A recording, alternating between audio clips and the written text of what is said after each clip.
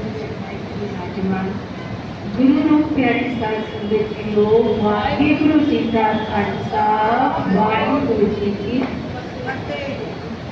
साध संगत जी धन्नवाद कलगीधर काश्यप दशमेश पिता जिन्होंने जीवन गाथा को बयान से नहीं किया जा सकता। उन्होंने जितने महान कारनामे किए इस जगत आके उस अकाल पुरख को परमेश्वर ने अपना विशेष ड्यूटी लाके इस जगत भेजे अपना सुख निभाया। विश्वास में जब उस ड्यूटी गुरु कलगीधर पातशाह ने किस तरह पाबंदी बजाया उसका जिक्र भी आप इस पढ़ रहे हैं। धन गुरु कलगीधर पातशाह छोटी सुल्तान के चमत्कार कि उन्होंने जीवन का हर पहलू ही चमत्कार है। अज आप जो अध्याय पढ़ांगे उस भी इस तरह के चमत्कार भी गल है। अज तक जो चैप्टर अध्याय है वो है एक अनोखी खेल। एक अनोखी खेल मैंने बोली बोली आप 5 वरिया में बोल रहे हैं कि उम्र पावे अनजान हुए थी पर आप अपनी आयु के मुकाबले वडेरे सियाने जाते सन।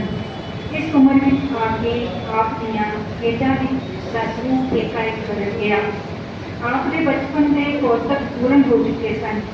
इसके थां उन्होंने एक अजिहा रंग अजिहा रूप धारण किया जिसको आपने आने वाले जीवन के जो इरादे सन उन्होंने स्पष्ट झलक मिली से कि रूप से बच्चों की बाल सेना बनाई उन्होंने युद्ध का अभ्यास करा।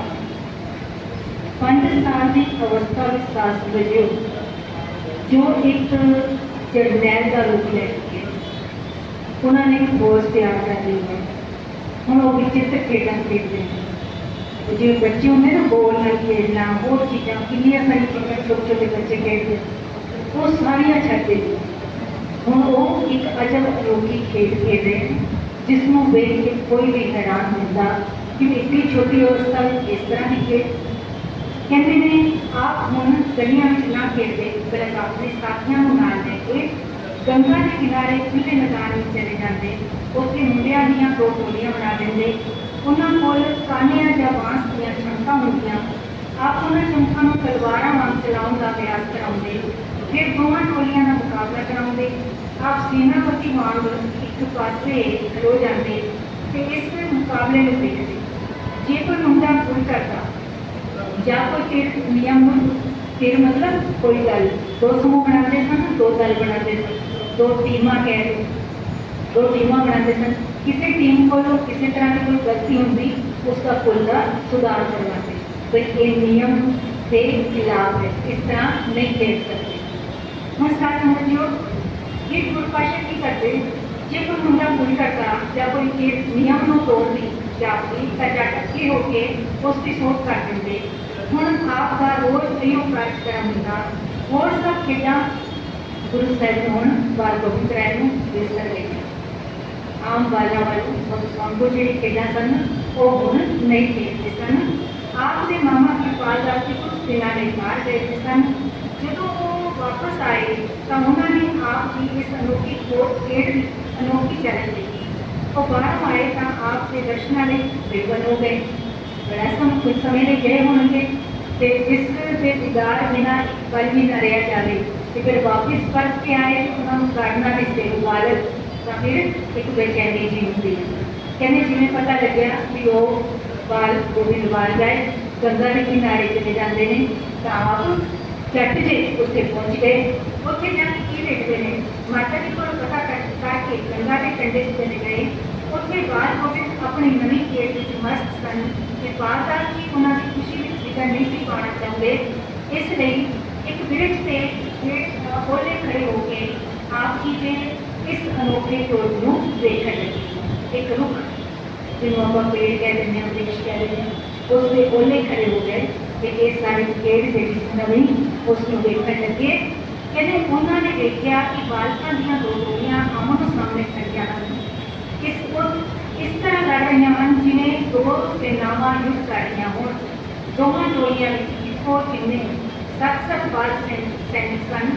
उन्होंने हथों में बांस से लकड़ दी छोटिया छोटिया चमका बनिया हुई सन ਅਤੇ ਉਹ बड़े जोश पर कौशल के नाल बड़ी चतुराई के नाल एक दूजे के उलार के उलट के वार कर रहे सन। दोनों टोलियां के सिरे से एक पासे उन्होंने का सेनापति आओ बाल गोविंद राय खड़े सन। वो बड़े शौक के चाह नाल ये बाल न्यूज़ देख रहे सन। जिस वेले कोई सैनिक कोई भूल करता या कोई अयोग हरकत करता जो वो झट अगे आके उसकी सोच कर देते पाओ उसे सुधार कर देंगे। इस विच उन्होंने वाह-वाह ते शाबाश ते शब्द भी कहते उन्होंने हौसला भी बनाते हौसला अफजाई करते। आप देखते हैं ना विशेष तौर पर जो कोई गेम खेले जाते दो देशों विचकार हो या दो टीमां दो स्टेटा विचकार तो फिर अपनी अपनी स्टेट वाले उसकी वाहवाही बताते उसकी शाबाशी देते या फिर कोई इहो जिहा कारनामा कोई कर रहा हो उसनों वेख के तो दूसरी टीम वाले लोग भी ਜਿਹੜੇ वो भी एकदम खुशी कह उठते हैं। कहते हैं ये सेनापति कितना अनोखा सी उम्र में तो वो अपने सैनिक के बराबर ही सन। मसा 15 वरियां ਦੇ पर कद उन्हों का निकलवा सी ਅਤੇ ਜਿੱਥੇ ਦੂਜੇ ਬਾਲਕਾਂ ਨੇ ਕਿਸਾਨਾਂ ਕੁੱਤੀਆਂ ਜਾਂ ਦਰਵਾਜ਼ਿਆਂ ਦੇ ਸਟਾਈਲ ਕੱਪੜੇ ਪਾਏ ਹੁੰਦੇ ਸਨ इस सेनापति ने चुस्त पजामा केसरी चोला ते गुलाबी दस्तार सजाई हुई थी। उसके मोढे ते छोटी जी कमान लटक रही थी। लक नाल कसमा कमरबंद बचा हुआ सी। उस विच एक सुंदर किरपान लटकाई हुई थी। चेहरा उन्हों का गदगद करता सी। मस्तक उत्ते अनोखा चीज सी। जदों वो बोलते तो उन्हों की आवाज़ इक्को वेले एक सेनापति की गरज ते एक साथी की कोमलता भी होती।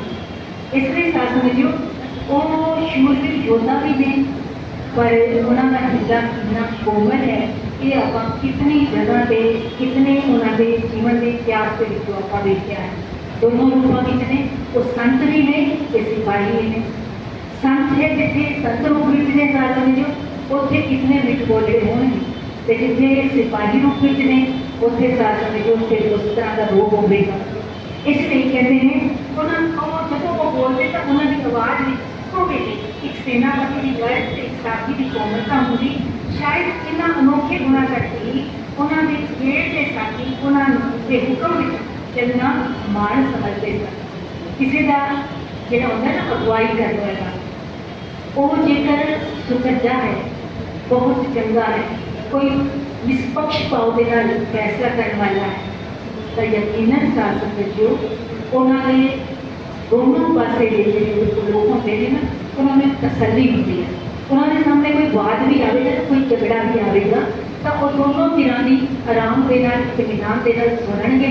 फिर फैसला ये नहीं कि ये मेरे खास साथी ने जिसके आजकल नेता दुनिया में आप जो देखते बच्चे भी वेख के टिक्के लाए जाते गरीब गरीबान की तो कोई सुनता है पर फिर ये गल नहीं सी। गुरु साहब का फैसला जोड़ा है वो बिल्कुल इतना निष्पक्ष होता सी कि वाकई जोड़ा असल में उसका जुर्म होता है उन्होंने अपने आप एहसास हो जाए कि हाँ गलती मेरी सी तो वो हाँ कोई फैसला जाना चाहता है। इस तरह का वो इस तरह के सेनापति सन। इरबाज सेनापति कौन सी इरबाज राष्ट्र का प्यारा पांजा गोविंद राय सी।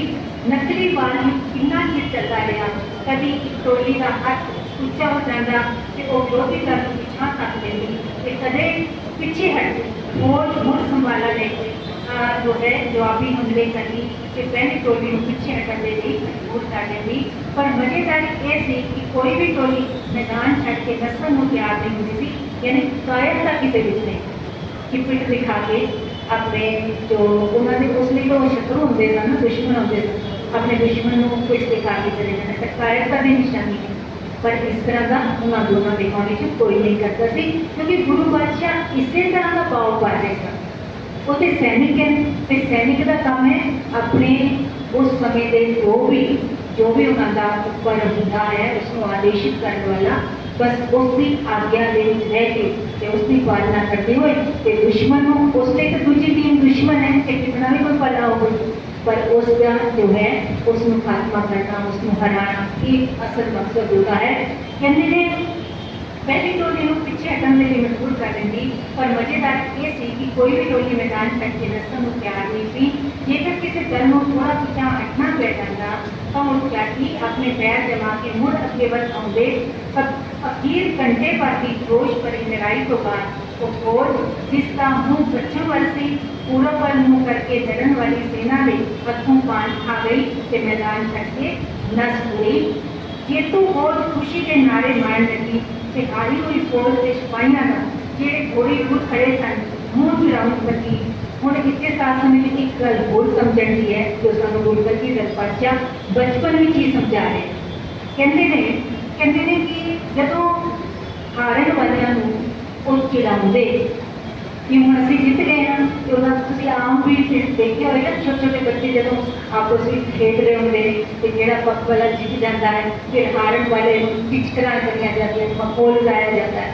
इतने गुरु पातशाह बचपन में ही ऐसी सेध दे रहे हैं। गुरु पातशाह कहते हैं उन्होंने बार राय ने उन्होंने रोकिया तो कहा कि सैनिक विचारे भावें वो किसी तरह के हो अपनी नौकरी या फर्ज की खातर करते हैं उन्होंने साड़ी कोई दुश्मनी नहीं। गुरु कलगीधर पातशाह ने किसी के नाल दुश्मनी नहीं वो तो सारे को जो दुलार करते को जो प्यार करते। हम साथ में दुश्मनी किसके नाल है जो उस मालिक ने उन्होंने आदेश करके भेजा है क्योंकि अधर्म के नाश के लिए धर्म की रक्षा के लिए अधर्मियों का जोड़ा है मुँह तोड़ जवाब देने के लिए साथ में धर्मियों की रक्षा करते हैं। इसलिए गुरु पातशाह कहते उन्होंने साड़ी कोई दुश्मनी नहीं साड़ी असल टक्कर का बुराई नाल है।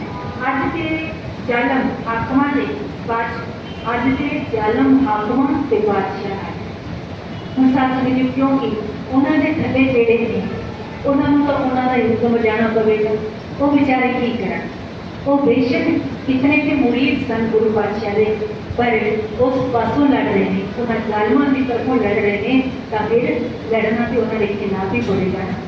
उन्होंने कितने निके निके साहिबजादे भी दिसते होंगे क्योंकि वो उन्होंने जो आगू है वो ही इतना जालिम है।